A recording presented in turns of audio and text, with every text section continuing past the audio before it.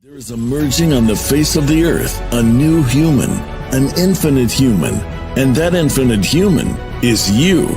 Join Elizabeth Monroy weekly for enlightening discussions, multidimensional journeys, profound meditations, and empowering visualizations as we co-create the new consciousness renaissance together with other blossoming infinite human beings who are shifting the old paradigms of our broken, fragmented, finite 3D Earth and alchemizing it into a more expansive, unified, loving, infinite reality by reclaiming their true divine, infinite power within as the co-creators of the new infinite Earth. Join us weekly for the Infinite Human Talk Show, hosted by Elizabeth Monroy. Hello, my divine, infinite human beings. You're all that is, ever has been, and ever shall be. And we're with one of the most esteemed guests that I have in my wonderful, I want to say collection, but my gathering of infinite human speakers here. And one of my favorites, David Emery, is here today. And we're going to talk a little bit about his forthcoming book. I just call it Beyond Biblical, but it seems like there's a longer new title. So, David, can you just tell us a little bit about yourself and then the book, how it came about, and what's the name of it now? Oh, well, yeah. I originally had the idea of it as Beyond the Biblical, because look, the fact is that I've come to join you a bit latterly, really. For many years, I just sat and studied and read and did my own writing, and I was talking to myself, really. That's all I was doing. And then people started to ask me more and more questions, and I was asked to talk more about different things and to write other things. And so then I found myself writing a book, and I thought, what's the best way to write about the true history of not just the Earth, but also our universe and the whole of the cosmos. I thought, why not I just talk about everything? So I realized that a lot of our history is based on the Bible. And I thought, well, actually, it's not just biblical, our history, it's beyond that. So I started to write about Beyond the Biblical. But then after I'd been talking for a couple of years with different people, as Elizabeth knows more than almost anyone, there was a fail-safe mechanism which was introduced to rescue the whole of our universe, basically, to cut a long story short. And that involved actually bypassing what we call the stairway to heaven. The stairway to heaven is the one track at a time ascension process that each one of us was originally meant to make, one universe at a time, and slowly ascend our way back up the stairway to heaven, back to heaven. But of course, because of all the distortions that have happened, and that's what my book is really about, the cosmic history. Because of all those distortions, that stairway, that one track at a time stairway, got pretty much eliminated. So we had to do an evac. It's sort of like an evacuation process. And somebody was asking me in a talk, well, what sort of an evacuation is this then? I mean, I said, well, it's sort of like a slingshot. It's a slingshot evacuation to bypass a lot of the stairway and rejoin the original pathway back, our original heroic pathway, back into who we truly are, which is back in God's source. And so the slingshot phrase stuck. And the people who are helping me, thank goodness they're helping me because I'm not very good at business. They're helping me to publish the book. They said, why don't you add that as that part of the title? So they called it The Slingshot Evacuation, Beyond the Biblical and the Universe of You. So that's how the title got changed, Elizabeth. Okay, well, I want to get into that in great detail. But before we do, let's just, what have you been up to? You've been all around. You mentioned a little bit before when we first got together, but I guess you, you just kind of like, and me too, you kind of like came out just recently of the spiritual closet, because I think you answered a call and a contract to definitely be a light of beacon of information and a role model in this times of great change. So thank you for responding to that call. And now you're here, you're there, you're everywhere. I think did you tour when you were back in England before you came to the States? Because you're coming to me from the States. David's in the States now. But did you tour with Sasha Stone a little bit around with his tour? No, really, I didn't. Okay. Sasha asked me 3 years ago to appear on one of his programs, and that was a very nerve-wracking experience because I'd not done anything like that for 30 years. I had been a teacher and a speaker long ago, Okay. but as I've explained, I really shut myself off, and I was just doing my own thing. And as a result of being invited by Sasha to come and talk about the true history of the cosmos, he's done some beautiful work with that. Some wonderful videos, definitely worth checking out. So that's how really I ended up being asked to come to America. I was quite happy sitting at home just writing away, and then I was summoned to America about 6 or 7 weeks ago, and I'm very grateful because it's expanded my horizons considerably. Keep your hands still. Okay. And sit closer because we don't want to get back noise. Okay. Okay, and then So- you've hooked up with Jane Evershed too, and you're doing a lot of really good grounded explanations of Keylonic Science and what we've been talking about now, the Crystal River Failsafe program, and explaining these high-minded concepts, advanced metaphysics. So you have a lot of those out that are on, I think she's kind of on her YouTube channel. Those are around, right? Yeah, well, I was on a program with Jane about a year ago, and I was very impressed with what she spoke about art and how the hybrid elites have used art as a mechanism to distort our own imaging and how we think of things and what our view of beauty is and of joy, etc. And I was very impressed with her very intense journalistic approach to studying the art. And so I wrote to her and said I thought I enjoyed being with her, and thank you very much. And so we established a fraternity like that, and she got involved with Keylonta through me, and of course we blended our work together, and that's how that actually happened. But in fact, I would have to say that Elizabeth, you and many other people out there like Ian Parks and there's so many I could mention, Paul Sarfarazi, and you have been pioneers in expressing the importance of the Keylonta and of all those different ideas about our true angelic heritage.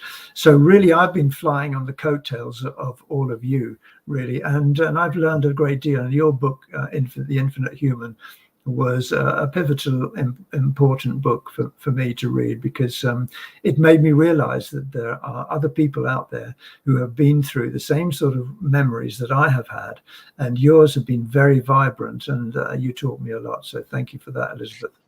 Well, it's interesting because our stories are very parallel, because I too, I've been a student of Keylonic Science, I realize now, for almost 10 years. And just as soon as I heard it, well, first of all, it was just really, I wanted to find out where Peter was, because he kept talking to me and kept wanting me to understand things that in places he took me that I couldn't put into any context. So, he kept leading me to certain people and works, of course, of Asciano's works, but, and I just couldn't get enough of it. And still, I'm doing my best to learn all the freedom teachings because they're not readily available, but I just got someone that gave me all the downloads of them. So I go through them all, daily. And then I follow the recent stuff that she's doing, which is, I think, for those who have different contracts. I don't really divide or the different groups, but I have this very strong feeling right now. It's just urging me that we need to become the speakers. We need to speak out. We need to embody these teachings and express them in our own unique ways. And that's why we had a Kwashi last time, for example. He puts all those into his new songs that he writes, and he calls it a Kwashi because it's the Adashi cycle and from the Aquinas, matrix. And then, of course, Amma Soul is just the embodiment of love and compassion for all, especially her animals. And it's so symbolic. So I like to try to bring people, and you are an embodiment because, as I said before, you're almost an ambassador. So I don't know if you got my message, but I had a dream, and, I've been having, with all these downloads, so vivid prophetic dreams. I'll tell people I had a dream, and they're like, I told Jesse Howe, for example, that I had a dream that he was going to start a New Earth community in the Caribbean, and he said, yes, we're working on that right now. Wow. That's amazing. I do that. And I had a dream that I was in like Nevada or something, and I was trying to get to the David Emery Center for Enlightenment. Wow. It was so weird. I mean, it was so real. It's like, where is it? Well, which, I was like trying to figure it out on the map or something, or GPS.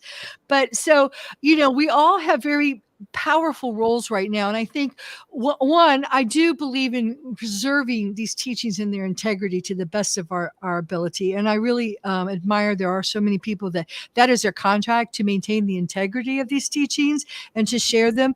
And I love that, and I always pay respects to Ashiana, all the work she's done, but at the same time, I think we're moving to the time where we need to totally like become these teachings, and become the 12 virtues, and become, the voice of the guardians, because we are guardians. We are the guardians, and we might have.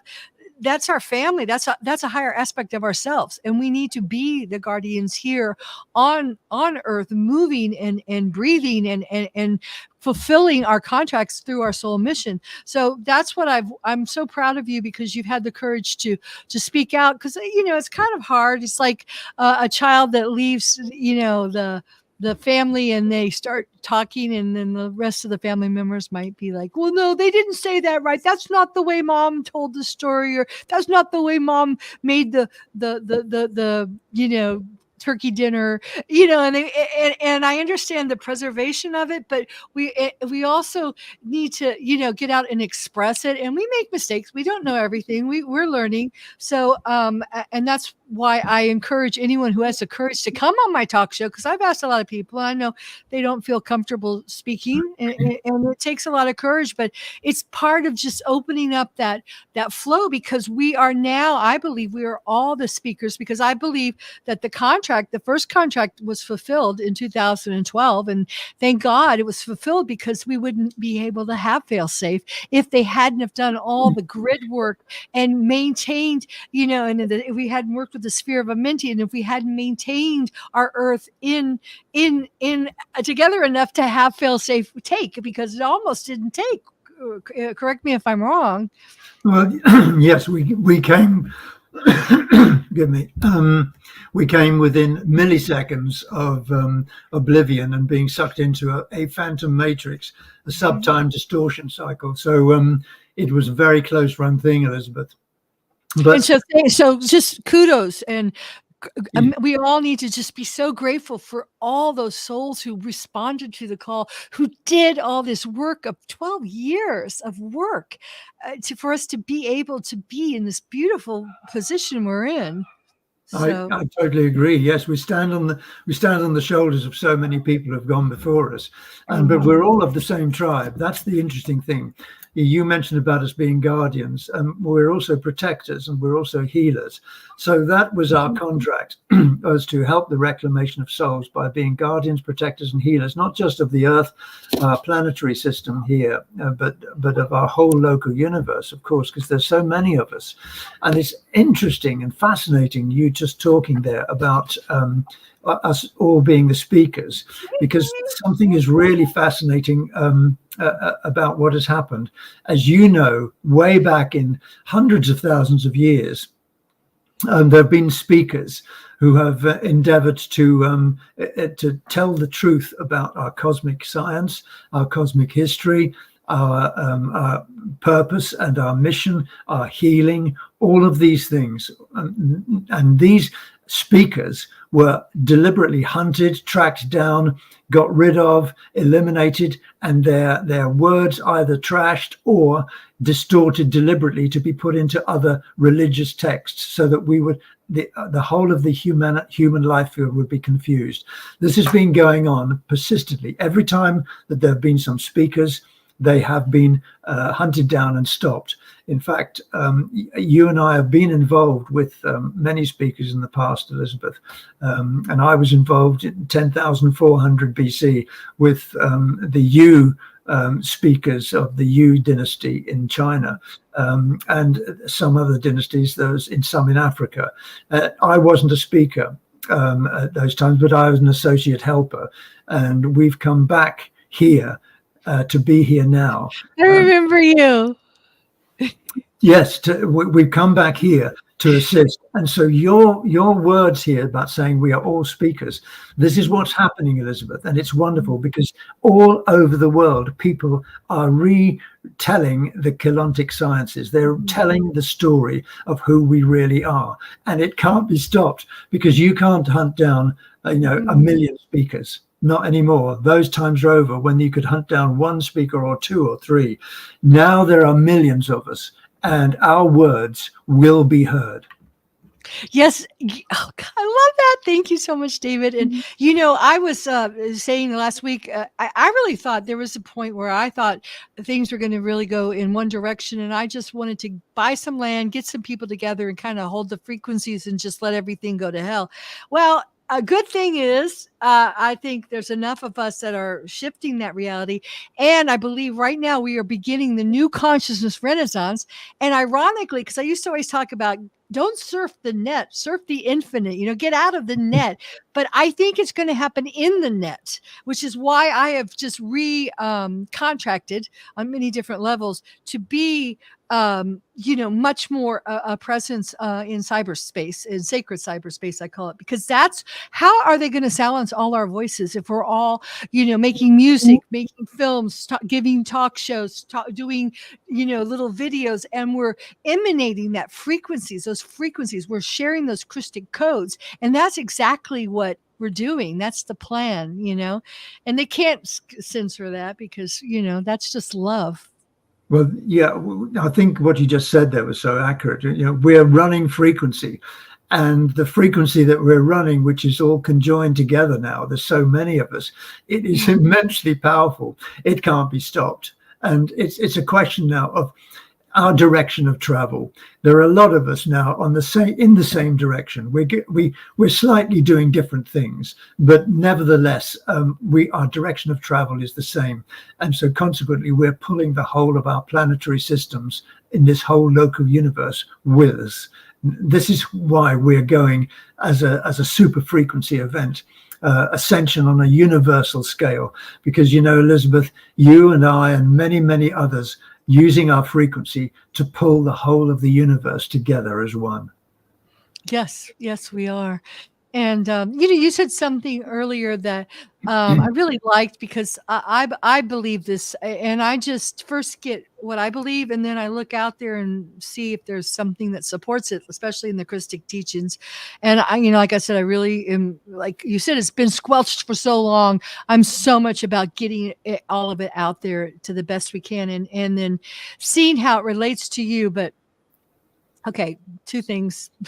Let me do it. The first one, you talked about slingshot evacuation. And one of the things that just rubs me the wrong way, which I know, as you explained it, you're not saying that now, but a lot of people have been like, find the nearest Stargate, get your body out, evacuate Earth. And I understand, because there was a point when we needed to do that. But now, and I know for me, in my heart of hearts, there's a part of me that for 20 years, I just wanted to get the hell out of here. And I wanted to get back with Peter. It was like, I left my other half. I just, what am I doing here in this? And I was so upset and blah, blah, blah, victimized, really in a bad mood for 20 years. But, I realized, hey, I'm here now. This is my job. My job is to make it in the here and now and help people, because we're actually bringing it all here now. And you talked, I think I've listened to one of your videos, which I believe we're bringing Gaia, Tara, Aurora Earth, Eartha, M3, whatever. It's all like assimilating in our, like, just like our Huva bodies, just like all the aspects of ourselves, our Christic selves, our Avatar selves, our Rishi selves, they're all in the here and now, and they're all becoming whole or holy together. So I don't feel like it's something we have to leave, like beam me up, Scotty, or, get to the nearest Stargate, or, have the Galactic Federations take us off the planet, or, all that kind of nonsense. Do you concur? Listen, Elizabeth, I resonate with everything you say. I know your energy and your passion are so powerful, but there's no question about it. I have always been connected with everything that you said, because we've been associated before quite a few times in the deep past. And so I can endorse entirely everything that you have just said about this super frequency ascension. Is really involving all of us. So there's you, there's me, there's all the people that you interview, there's Ama Soul and so on, but there's also Earth. So if there's Earth involved with us, then there's Tara. And if there's Tara involved with us, there's Gaia. And if there's Gaia, there's Aramatena. And we're all together as one. And this is the astonishing beauty of the whole thing. You can step with your bare feet out onto Earth, and you can just feel that she is with you as you are with her through the morphogenetic connection. And it's all wonderful. And that means that all the trees are, all the plants, the bugs, the birds, the bees, everything, every element, the rock crystals, the molecules of air, the ether, we're all together as one. And when you get that feeling coming through your veins, oh my goodness, you realize that everything that we're talking about, Elizabeth, is unstoppable. We are unstoppable. You are unstoppable. And all of us listening here together today, we're unstoppable in this astonishing universal ascension. Yes. And oh gosh, just listening to you, or even me, the frequencies are so high right now. Since this last solar flare, really ejection, I can sense it. And what really resonates with me when you said the slingshot evac is evacuating us from all the old timelines that are crumbling, all the artificial timelines, all these experiences that were not real, into the one trua pathway. And I want to bring that to, because you keep talking about memories, and I was listening to you whenever you talk about the U Dynasty, I love films. Okay, so there's a great film by Frank Capra, I don't know if you ever saw it, called Lost Horizon. And it's all about Shangri-La. They find Shangri-La really like up in the mountains of Tibet. And there was a man who's like comes in, and he was very kind of Asian, and he's like, not to worry, don't wait for me, I eat very little. He was always so in it but not of it. And that's how you were. I see you back in that time frame with yours. Well, but so the point I'm making is that, when we think of history, we were taught in the classroom, these are dead men, or, women, or mostly men usually. And these dates we have to memorize, and they have nothing to do with us except these monuments and statues. Well, first of all, that was all wrong history. But these are our stories. These are our lives that we are going to remember. And it's so important to remember them so we don't repeat the same mistakes and we learn from them, right? Well, absolutely. Now, do you remember we were going to, this is getting now personal, but you remember we were going to go on a cruise together. Do you remember that? Yeah. To Greece and Egypt and so on. We wanted to. Yeah. And that fell through for lots of different reasons, but there are no accidents, so it was designed. It wasn't the time. It wasn't the divine time yet. But the thing that, I see it. The thing that I was looking forward to was actually, and we can still do this, is that I know you have the capacity through putting your hand on a wall, a rock wall, or a rock itself, and you can pick up the stories. So you were talking about the stories. So the stories are locked inside the particle base of everything. They never go away. And so I wanted to see you put your hand on a rock in Greece and tell me the story of the rock, because you see what you were talking about, the narratives that we all hold within our frequency and within ourselves.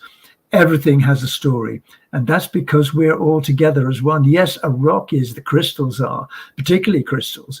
And limestones hold such frequency, and that's why they built the temples out of them. There you go. And so there are so many stories that we still have to learn, because they're all beneath our feet. It's astonishing. But can I take a slight detour here? Sure. Well, let me just say one thing about that, though. You know how you just had no idea that you would be getting on a plane and you'd be in America now? I'm American. You're in America, and I'm in Italy. I'm in Europe. How crazy is that? But I know, I just saw it already that we will be doing that. And I do it all the time here in Sicily, because I've got everything here. I've got Greece, Rome. I've got the early Iliani's temples here. So it's going to happen. It's just I always. Like I just work here. It'll happen when the moment's right. But that's why I got so excited about it, because I saw it already happening. So go ahead. Sorry. Well, yeah, there's not many people know this, but in fact, you're the first person I'm going to tell. I've written another book which is complete, and I haven't. A couple of people have listened to it on audio. It's a short book, and it's about my visits to the 8th dimension. And the reason I'm not going to mention it now, because I hadn't considered doing so, is that I had a series of 6 visits to the 8th dimension, and I just described what happens there, and it's a magical place. The 8th dimension, of course, as you know, is the galactic center, and into which we all come as spiritual entities first, and then we disperse into the different realms. I didn't know that. So the 8th dimension is our entry point. Well, where is Eartha? What dimension is that in? Well, we're going to Eartha 3, which is in the Akasha A levels of that's in a different Akasha, but Eartha 3 is a different aspect of Earth and Tara, etc. But the 8th dimension, of course, is Mintaka Orion. And, Mintaka Orion. Okay, yeah. Yes. So okay, that's where we come through. Okay, that makes sense.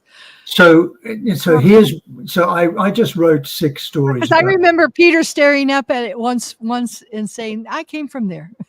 Oh, really? Okay, yeah. Well, that is very interesting. So it's a beautiful place, and I explained some of the things that happened to me there, and it's wonderful. Because I was like, no, because Orion also has some negative stuff going on there too. So I was like, not that, but now you make sense that it is beautiful. Mintaka is. Well, Mintaka is, yeah. Orion has got some pretty diabolical beings there, but Mintaka is okay. The only slightly rogue element they have are aquatic apes, but they are very, very far away. So most of Mintaka is beautiful. But here's what I'm going to tell you, because I met some amazing people. I met my avatar self there, and I met some teachers who were praying mantises, Atheians. Oh, yeah, sure. They're permanently teachers in the universal realms, and they took me to the Amareya flame, and the Amareya flame, of course, is how our eternal source flows enter in through the Manu window and enter into all the lower domains. So they took me there, and then they told me, and this is the first time I've told anyone, that I was to write a 7th chapter, and this 7th chapter was about how the whole of our universe is joining hands together spiritually to be as one and to move into a new realm of the internal eternal worlds. So the 7th chapter of this book, which nobody's ever read, is to do with our super frequency universal ascension, Elizabeth, all together as one. And I've been told to write that chapter about how the whole universe goes together. So now, when you say the whole universe, are you talking about our time matrix? Are you talking about the whole Akasha? Are you talking beyond our Akasha? I'm talking about Earth, Tara, Gaia, and Aramatena all together. Okay. Oh, that sounds fascinating. I can't wait to read it or hear it or however you. Are you writing it? Is it going to be a book or is it audiobook? What? I think that'll probably be an audio book. I've done the 6 chapters. I've just got to do the 7th, but I'm going to finish the Beyond the Biblical first because I'm a man. I'm a bit one-dimensional. I can only do one thing at a time. Well, I think that's the book that's kind of going to get you. Yeah. You kind of like for me, the foundation was the Infinite Human, but I've got 8 books up there now. So yeah, okay, we're going to take just a short break, and we'll be right back with David Emery, and we're talking about not only his upcoming book, Slingshot, I'm sorry, Beyond Biblical, and he's got another book that he's hidden up his sleeve, so that'll be coming out too soon. Okay. And we're back with David Emery, and gosh, he's got so many books now. I don't even know which one to talk about. But what I would like to do, I think the most important thing is I just want to kind of lay this foundation because I feel like part of my job is to like beam steer us, to the heroic path, and it always, you'll always hear me saying, whether we're talking about the Galactic Federation, which we talk good aliens coming in, or the elections, or what's going on outside of you. And Akashi said, actually, what's going on outside of you is what draws your attention is something you want to know. So it's really going on inside of you because you projected into your holographic reality. So, but as long as you always remember, it's always about you, how you respond to it, what you're supposed to learn from it. And, you are infinite source. And if you can identify, I got all these bugs coming out here. If you can identify always with the infinite part of you, the powerful part of you, and you don't get lost in the story, lost in the plot, then, that's something to remember, but don't put your power away. So when we're talking about these books, especially, the Beyond Biblical, these are us. So I think for me, as I learn and recall my other lifetimes, because there's no time, we call them past lives, but they're alternate identities. I begin to realize, and that's the psychotherapist in me from my family. My parents were both psychotherapists, but I begin to recognize patterns, and I'm always out there. I'm always, the martyr, getting burnt and getting stoned and, speaking out for my rights. And, that's a part I played, but, maybe it's not the best part for me to always play. Maybe we need to start healing because that's a lot of wounds, especially the females have had a lot of trauma, so it helps to know this history and to know what role you played in it and to recognize these patterns and to put them. Sometimes we just have to put it down. We have to put the put down. I mean, I know I've done a lot of calling to speak out, but you need to know when. There's a time to speak out and there's a time to just, okay. I mean, of it. Yeah, I think Oscar Wilde said the purpose of history is to rewrite it. Yes. And one of the ways of rewriting it, of course, is to rewrite it with the truth of what's really gone down. And so when you're talking about your previous existences, which are still concurrently happening now, of course, it was very powerful. It was poignant and powerful, and I respect totally the things that you have experienced and that you have created in the whole of your spiritual personality, Elizabeth. It's been amazing. But the thing about all of these lifetimes that we can either remember or we can't remember, and slowly we are remembering them, is that they make you realize that there was a purpose to all that you are. that you have a mission. Because quite often it's very easy in our reincarnated bodies. We just keep coming back here time after time after time. And it seems as though it's all accidental, that we are simply an accident of nature. We're lucky to be here and there's no purpose. What is the purpose? But you see, when you start connecting with all your previous lifetimes, and you start reading about the true history of humanity, what's really happened here, you realize that, of course, we do have a purpose. We have a mission. And when this connects with you in a personal level, it makes you realize, and I use this word advisedly, it makes you realize how important you are to everything, to the whole of the life field. And it's very easy in this world to think of yourself as not worthy, not very much. I made $1 million and I had a big palace, and I became the world's greatest tiddlywinks player. But all of those things mean nothing really. It's a question of how you can join with the whole of the rest of your life field. And when you realize that you are a vital, unique, inestimably important part of all of that, you realize that you have a purpose. And that's what all of these lifetimes have been. And that's what the whole of the history of the angelic human is. It has a purpose. It has a mission. You are important. You're not just important, you're vital, you're unique. You bring something special. You bring something celestial, something divine into the grids of the whole of the universal planetary systems. You are required, and you are required here and now to be your true self. And that's why the whole of our story, Elizabeth, is always about one thing. It's about identity. It's about who you are. And when we finally step into the realization that we are actually God's source, then we realize that we have manifested ourselves into a realm where we can express that God source celestial divinity. And that is what we are truly about. And that's what brings us together. That's what makes us hold our hands together. We embrace together in that joyous, loving unity. And that is really why I'm writing the book.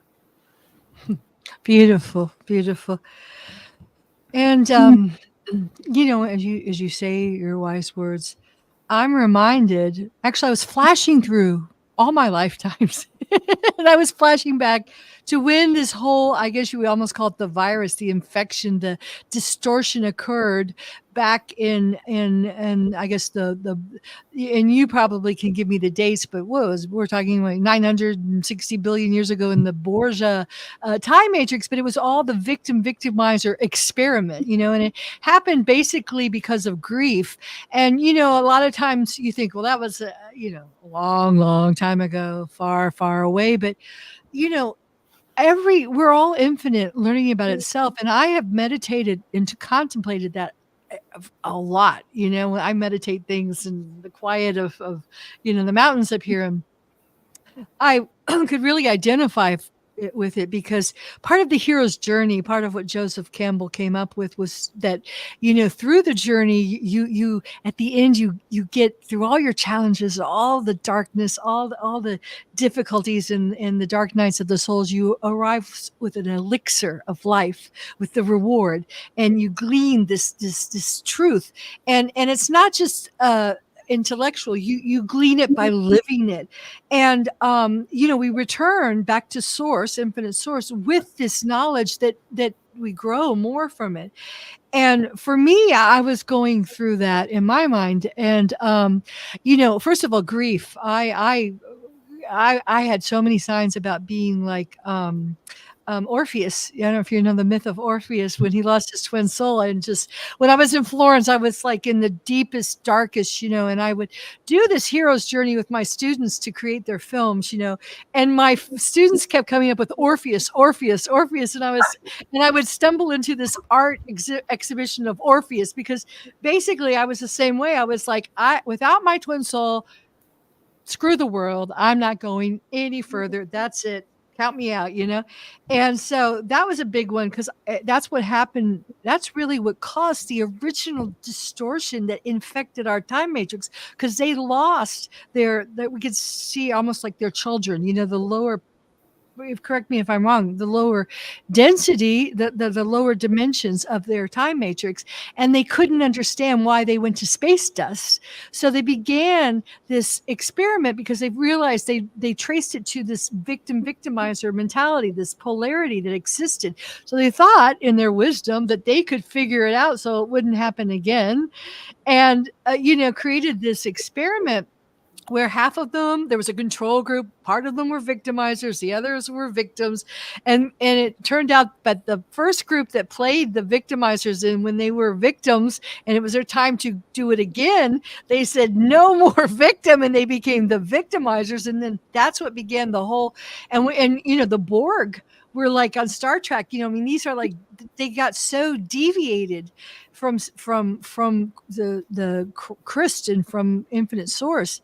So to make a long story short, I think, I've gone through a lot of my lifetimes being a victim and also a martyr, because really they're the same things.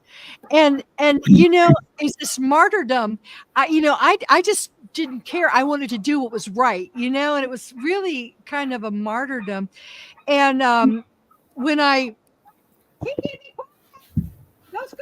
sorry.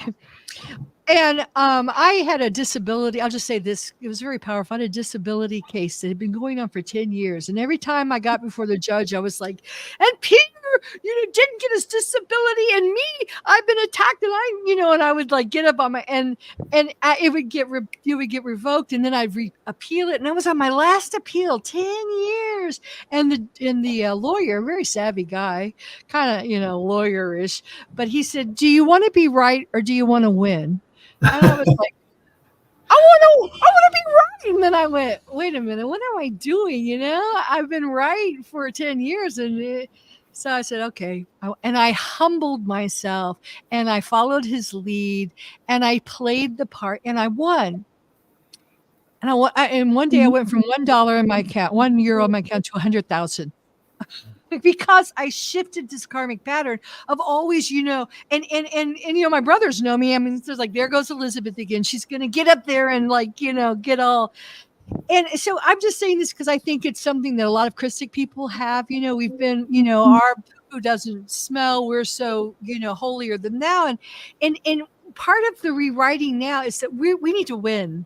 We need to stop being victims. We need to become physically evolved, mentally, emotionally, spiritually, financially abundant, and socially. We need to be the victors and the winners and pave the way, for a beautiful new reality where everyone wins. Well, I would agree totally with you that in that way, winning isn't everything; it's the result of everything, and everything is to do with how you view yourself. So you're quite right. I mean, I've been through feelings of victimization and unworthiness and martyrdom, and you name it, we've been it.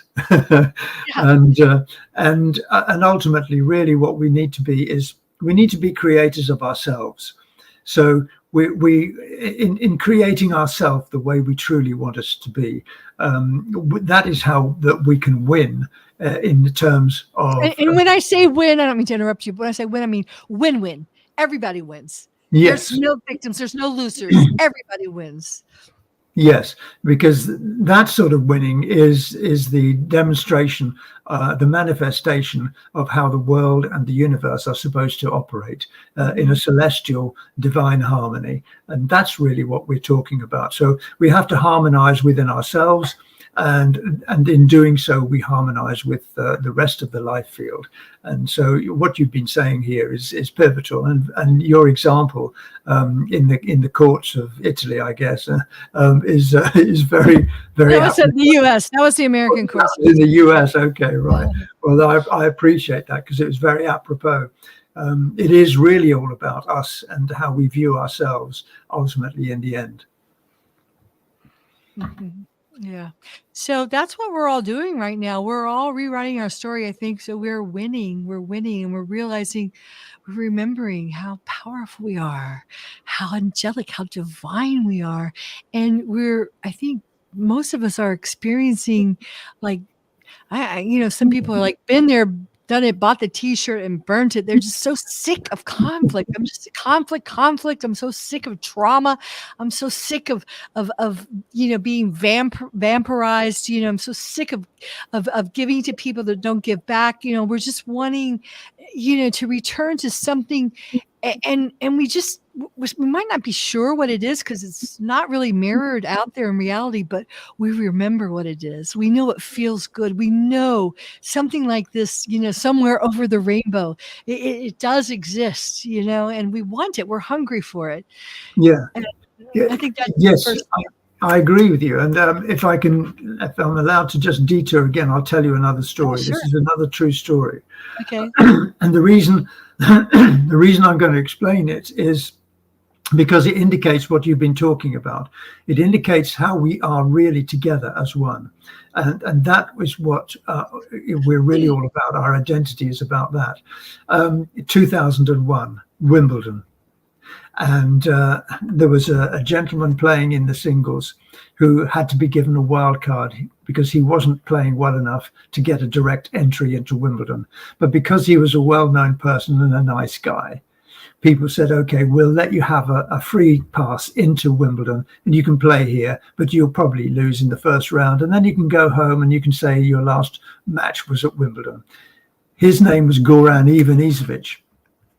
He had been a great player, but he'd never won anything major. And he'd always wanted to win Wimbledon and he'd never managed to do so. So in 2001, with not much practice and no hope, he turned up and he played and he won his first round. I'll cut the story short because against all the odds, he defeated 6 players to get to the final. And now his presence at Wimbledon had become a worldwide sporting story. The man against all odds, reputedly about to retire, who had never won Wimbledon, here he was in the final. And could he finally do it? Now, the point I'm trying to make here is that we all try to win in a face-to-face confrontation. And here he was playing his last match at Wimbledon and the world was watching. Could he do it? And the upshot is that eventually, after many alarms and many difficulties and many challenges, he got to match point. And he was there serving to win Wimbledon.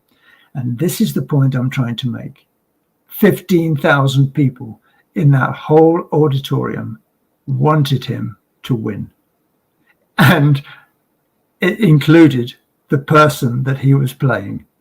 Pat Rafter, the Australian, had wanted to win Wimbledon himself.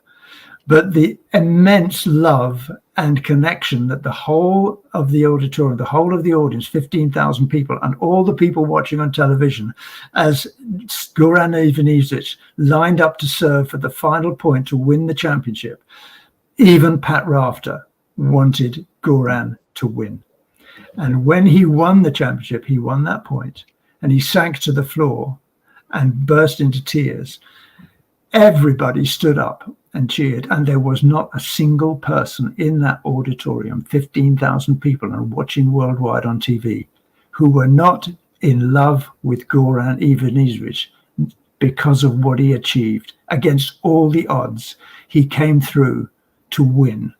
And really, that is an analogy of all of us. We all want us together to win, together as one. And that's what happened in that moment, where everybody was in tears and watching the success of one angelic human against all the odds to come through. And all the people who are listening now, and to you, Elizabeth, I say, this is where we are. We are all together as one.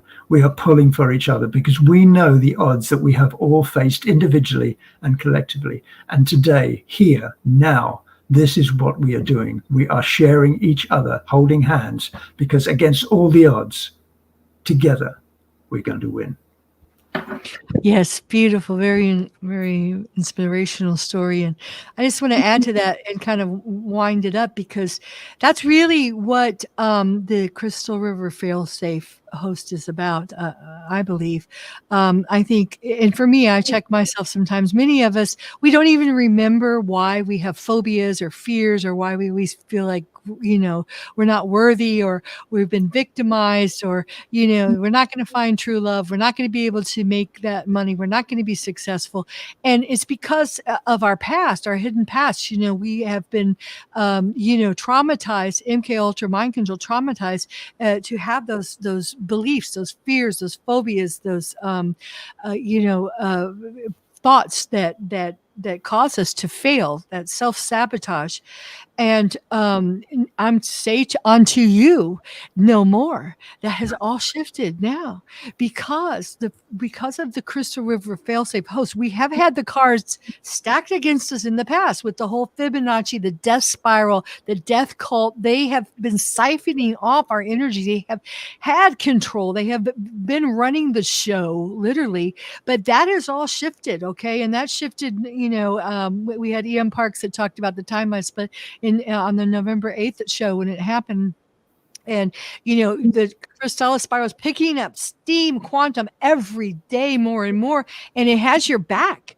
And anytime you make a move, anytime you make a decision, anytime you make a choice as your heroic self that is in alignment with that quantum crystallic energy consciousness, it is just carrying you. And even if it's a little seed that you're doing now, whether it's writing a book, or like I started a Patreon channel, or buying this, or moving there, it's a huge seed, because this year I believe is the year of laying the foundation. It's an 8th year of foundation, and it's just going to pick up everything you plant, everything you sow now is going to pick up this amazing quantum of infinite.